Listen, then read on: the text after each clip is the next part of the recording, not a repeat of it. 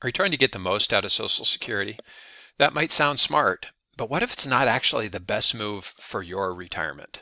There have been times in the past when I've met with people who have already started their Social Security, and I said, well, how did you make that decision? And they said, well, we met with our financial advisor and he made some comment about the health of the Social Security system or something about politics, and based on that, we should start, at this date, without doing any analysis. And that kind of thing can just be a huge mistake where people are making these decisions based on their gut feeling about what's going on in Congress or the Social Security system without actually doing the analysis, which is just the wrong way to think about this. The other thing that we see people do is they will use one of these free Social Security tools, these free Social Security calculators, and they'll punch in all their information. And based on the output of those calculators, it will tell them how to get the most Social Security over two people's lifetimes.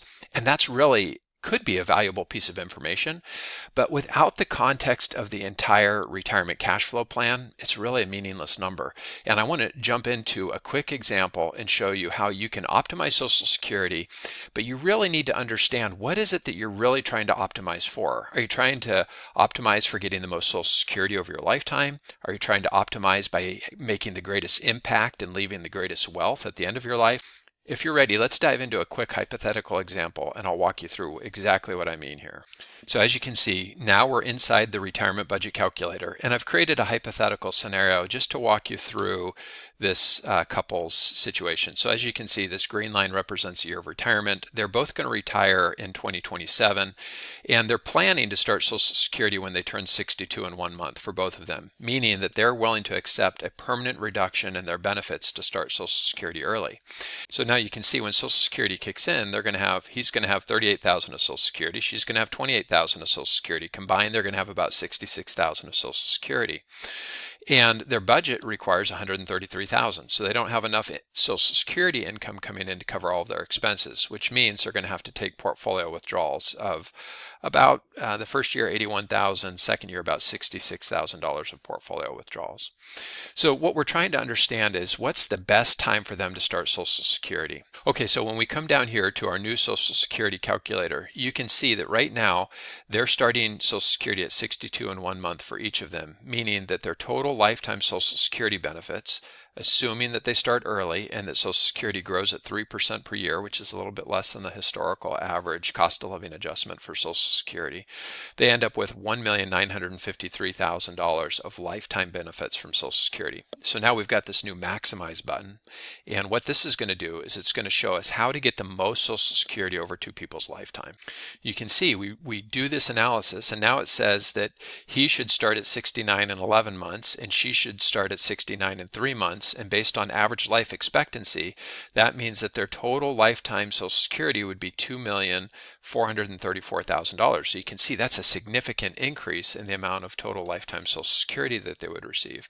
So if we save this now, and we come down here, you'll notice if we use the optimized Social Security where they delay taking Social Security. Now, the problem with delaying Social Security is it means they're going to have more portfolio withdrawals early on. That means they're going to have to be taking bigger withdrawals from their retirement accounts. But if we start Social Security early, that means the portfolio withdrawals can be a little bit smaller. So we run the numbers down initially. If they start Social Security at 62 in 1 month, you can see at the end of her lifetime, there's $2,128,000 remaining. Whereas if they start Social Security using the optimized strategy to get the most Social Security over both of their lifetimes, they end up with $2,008,000. So about $120,000 less by getting the most Social Security. So you can see in their case, starting Social Security early actually results in them having more money at the end of their life. And this gets back to the primary question. What are we trying to solve for? Are we trying to solve for maximum wealth, maximum Social Security benefits, or paying the least amount of money in taxes over two people's lifetime? Depending on what your priorities are can determine when you want to start Social Security.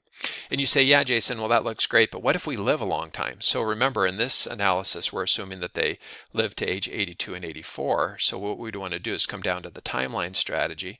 We can increase life expectancy for both of them to age 95, and then we look at starting Social Security early versus the postpone. So the optimal strategy, they end up at the end of life life with $2,350,000. If they start Social Security, they end up with $2,432,000. So again, in their situation, they end up in a better spot by starting Social Security early.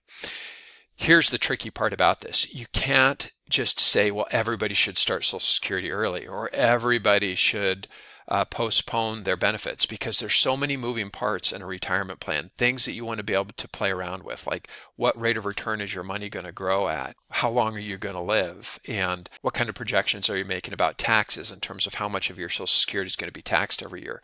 This is what you want to do. You want to make the decision about when to start Social Security in the context of your comprehensive retirement cash flow plan. You don't want to make it in isolation just based on one piece of the puzzle. You want to understand how all of the pieces are working together to really optimize your financial life. Now, if you want help doing this, the advisors at my team can help walk you through an analysis to help you understand what's going to be optimal for your situation. If you're the kind of person that likes to do this on your own, by all means, you can sign up for the retirement budget calculator and start going through the numbers and figuring this out for yourself. What you don't want to use is some rule of thumb. You don't want to use fear, somebody talking about what they think is going on with the government or the Social Security Administration to make a decision about when to start Social Security. You need to crunch the numbers. You need to do the analysis. You need to understand what's going to be best for you, and you don't want to use some generic calculator that's simply looking at this one decision in isolation. You want to understand how all of the pieces are working together. You've got spousal benefits, survivor benefits, delayed retirement credits for waiting until age 70. You take a reduction in benefits if you start benefits early. Social Security's tax efficient income, so you have to understand the provisional income rules, and all that is being done for you in the retirement budget calculator. But like I say, I hope that you will make a really informed decision. This one decision on when to start Social Security can be significant, can play a significant role in helping you achieve your goals. One of the first things we need to understand are, what are those goals? What are we trying to accomplish? Okay, I hope you found this helpful. Thanks so much.